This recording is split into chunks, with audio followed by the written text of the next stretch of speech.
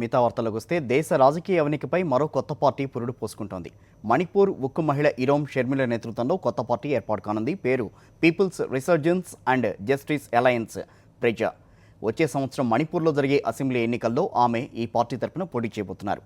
మణిపూర్ రాష్ట్రంలో తాము రాజకీయంగా ఓ మార్పు తీసుకొస్తామని, ఏఎఫ్ఎస్పీఏ లాంటి చట్టాలు ఇకపై సామాన్యులను ఇబ్బంది పెట్టలేవని ఆమె పేర్కొన్నారు.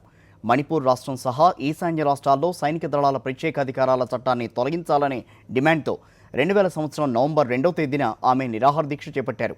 ఈ ఏడాది ఆగస్టులో దీక్ష విరమించిన ఆమె అప్పుడే కొత్త పార్టీ ఏర్పాటు గురించి కూడా ప్రకటన చేశారు.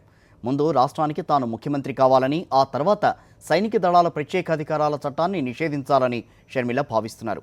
అయితే తాజా సర్వేల ప్రకారం మణిపూర్ రాష్ట్రంలో కూడా బీజేపీయే అధికారం చేపడుతోందని, షర్మిల చానుకు మద్దతు పలికేవాళ్లు కేవలం 6% మంది మాత్రమేనని తేలింది.